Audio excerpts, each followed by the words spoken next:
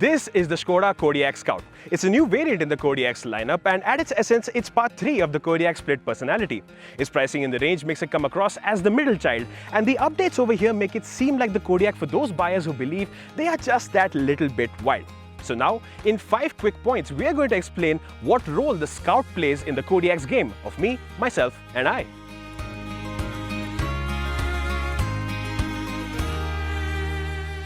Number 1. How do you tell the Scout apart from its siblings?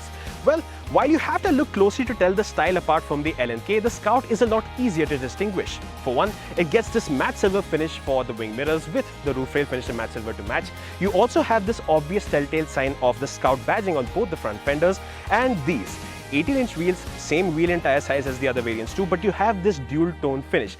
It's called Anthracite Trinity. And finally, you also have this. Both the front and rear bumper get a silver contrast finish.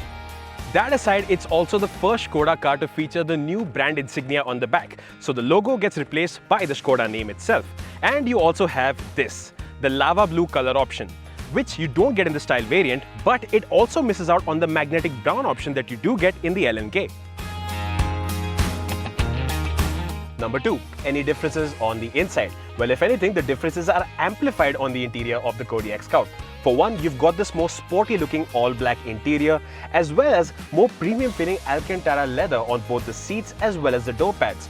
That aside, you've got some unique touches like the wooden finish or wood look finish that you get on the dashboard, along with this Scout insignia, not just over here, but you'll also spot that when you boot up the infotainment screen. Number 3. What about unique features? The big talking point for the Scout is the off-road mode, but don't let the name confuse you. This is just hill descent control. While driving downhill on low grip surfaces, the off-road mode automatically controls your descent speed, reducing the need for braking inputs from the driver. With this mode, you also get some displays in the infotainment system, like an altimeter, compass, and tire position display, along with engine oil and coolant temperature displays.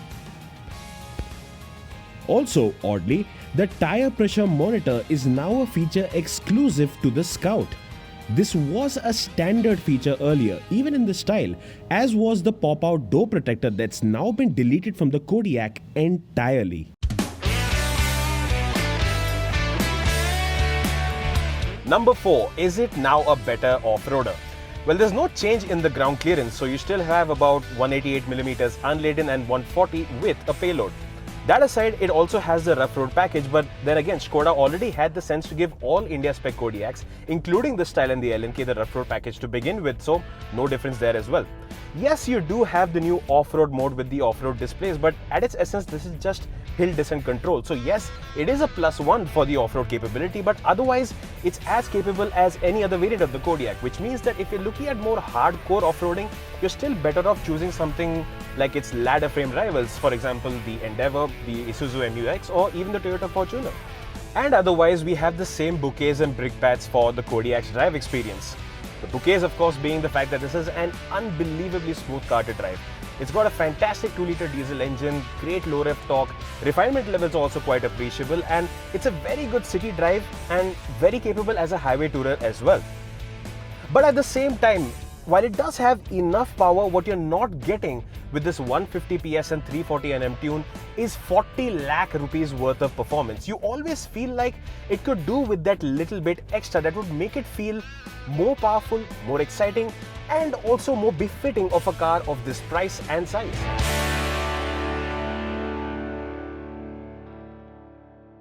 And number 5. Is it a job done right? Well, it retains all the qualities that we loved in the Kodiaq, including the fantastic quality, expansive list of features, and understated styling. That's very appreciable too.